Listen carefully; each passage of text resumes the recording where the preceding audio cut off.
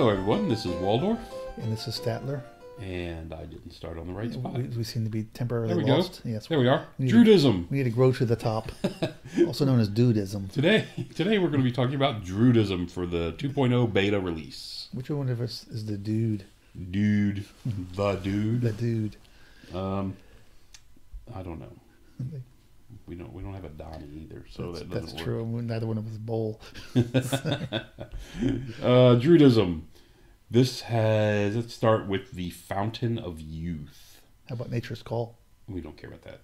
All that just means is everyone has 0. I think, not that it's a big I think deal. Nature's Call is one of the most important things to talk about. Well, at our age. At our age. We'll go with A. The Fountain of Youth is the attribute. It's 12-inch range. It's focused. It's an augment. The target or its unit recovers or raises 1 health point. No single model can recover or raise more than 1 health point per phase from this spell. Okay? Yeah, basically the same as before. Yep. Just raise a wound. Yeah, recover. one of the better augments, I think. It is. Okay, then we have the 0 spell, because of Nature's Call. If you have Druidism, you get the Oaken Throne, and it's replicable. It is. Okay. So that's if you want to have multiple casters with Druidism, that works out. If the caster has Oaken Throne in play when certain spells are cast by the caster, the augmented version is used. In that case, use the text marked with the double wedges, whatever brackets, or not. I don't know. Not brackets. Yeah. Whatever they call it. And ignore any red text. For the attribute spell, the Oaken Throne must be in play when the spell triggering the attribute was cast. So you don't get Fountain of Youth if you cast Oaken Throne. You have to have Oaken Throne going to get the raise benefit for Fountain of Youth. This spell is ended if the caster attempts to cast the Oaken Throne again, or if the opponent removes a dice from their magic dice pool at the end of step 3 of any magic phase after siphoning the veil. So basically, to get rid of it, they don't have to dispel it anymore. They just have to dump a die to get rid of it. Discard 1 die. Yeah, so it's a little easier to get rid of with surety. Yeah. But it is only a 4 to cast up front, though. But it's a 50-50 chance on a die, even if you're a master. If you use 1. If you're a master. And often you're going to want to use 2. If it's important to you, you're going to use 2. Yep. That brings us to the Healing Waters. Healing Waters, cast on a 7 or a 6 if you've got the Oaken Throne going. It's a range of 12. It's an augment. Lasts 1 turn. The range of the spell can be measured from the caster from any water feature on the table. Target gains regen 5 or 4 if the Oaken Throne is in play. Yeah. Casting on a 6 for 4 regen. I think that's pretty good. Yes. Yeah. Anyway, nice spell. Casting on a 7 for a 5 up is actually good also. It's very good. A lot better than the other one we saw. That was a ward save, though. That's not a regen. Yeah, that's what it is. Brings us to the second spell, the Master of Earth. Casts on a 6, 5 with the throne, has a range of 18. It's a hex direct damage. Instant. The range of the spell can be measured from the caster or any cliff terrain, which is our new terrain for version 2.0. Yep. On the table, the target suffers D6 hits with strength 4, 5 if the throne's up, armor penetration 1, 2 if the throne's up, and magical attacks. Okay, so it's a magic missile spell. Yes, and it's one of the low numbers, the few D6 ones that are still around. Right. Yeah, most of them have gone to 2D6, haven't they? Yeah, there's a lot of 2D6. The only thing that concerns me about this is most people don't have cliffs in their terrain box. Yeah. So it's going to limit the usefulness of this. Quite possibly, yes. It used to be an impassable terrain, I think. Right? Yes, it used to be impassable terrain, which made it more useful. Yes, because the range is 18 and you're probably somewhat counting on terrain. But I think people will quickly add cliffs to their terrain. Don't have much choice. Will they? I think in tournaments you'll probably see them start to show up, but the problem is it's such a different terrain piece than most people have. It's just another way of... It's an impassable, opaque terrain. Yeah, right? it's just impassable terrain. So whatever uses impassable terrain before, you'll just say it's a cliff. Call it a cliff. Yeah. That statue of whatever is Exactly. now a cliff. Okay. Because a cliff in this thing is That's a good point. is basically a rocky outcropping of some sort. Because Yeah. it's 360 degrees impassable. It's not really a cliff. Correct.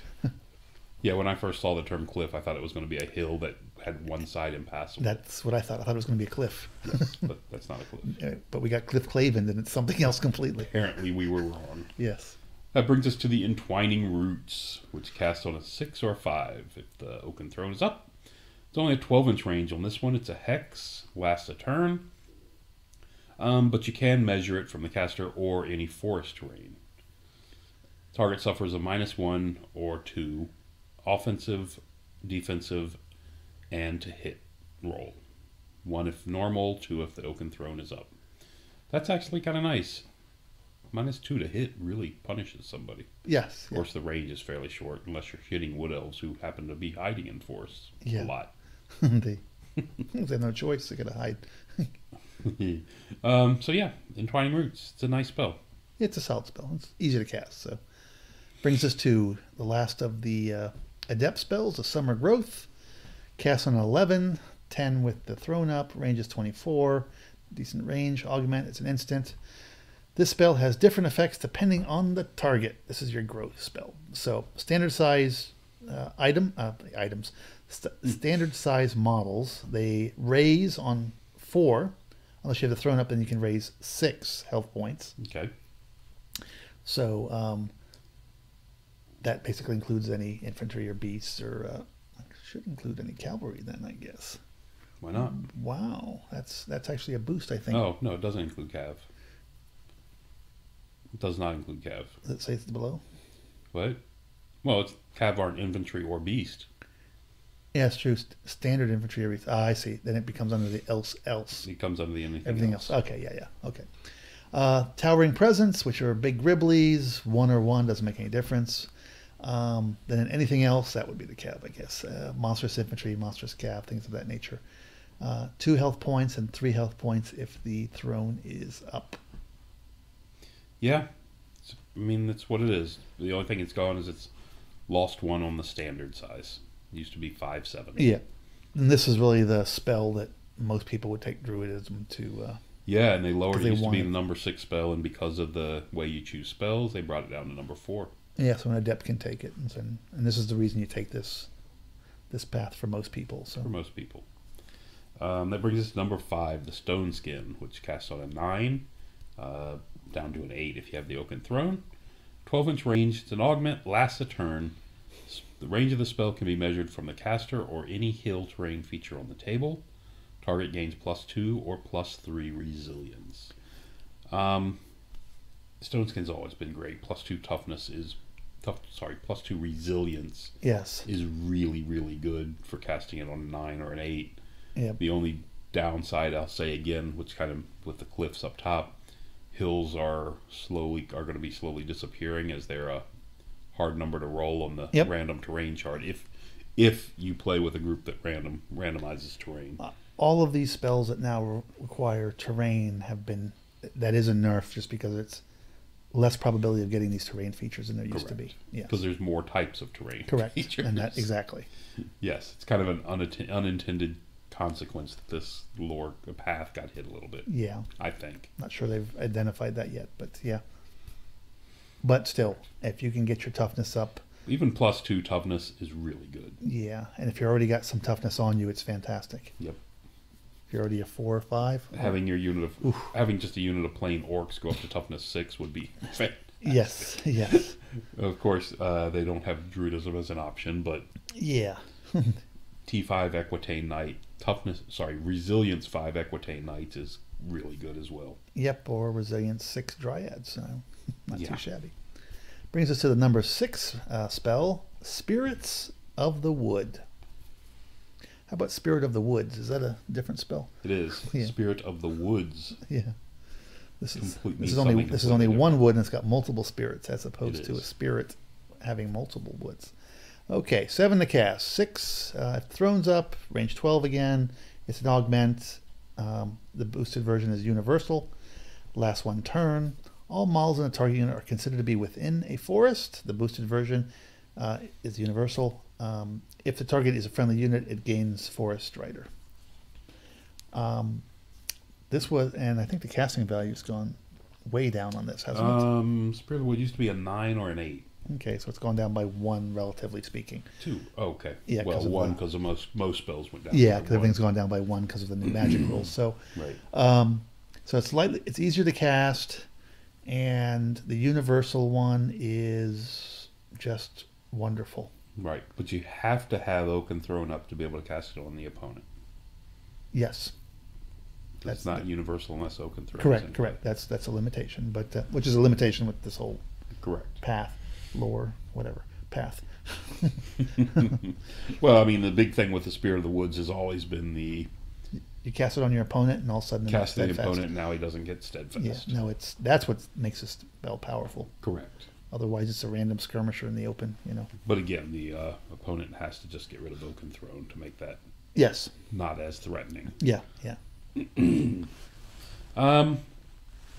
Overall, I'm going to give this a thumbs up. I still like this path a lot. I think the only thing that's going to make it a little bit weird is the terrain features, casting off terrain features, because it's a relatively short range path. Yes. I've never actually been huge on this because I hate the Oaken Throne mechanic. Mm-hmm. It's this vestige from 8th edition, which I wish they'd get rid of. Right. You're basically saying I'm going to take 2 dice out of my pool to cast the rest of my spells. Now the casting values for a lot of the stuff is relatively low, so that helps a little bit. But that always bothered me, and to me it's for certain types of builds. I mean, it's nice to have expensive models that you can bring back with summer growth. Correct. But to me it's a situational path. Yeah. I'll give it a thumbs up for the right situation. Yeah, I think again being an Equitane player, I ran this as Equitane, and the ability to grow your units back when each one of those summer growth models coming back is a knight that's costing you a load of points. Especially if it's a Grail Knight. Yeah, exactly, and they come up just as fast as anything else. Yep. That's a really big deal. So, anyway, definitely gets a thumbs up for me. You said thumbs up? Yeah, I'll give thumbs up. That's it. I think it's situational, depending on your builds. But so, yeah. 2 thumbs up for the Path of Druidism.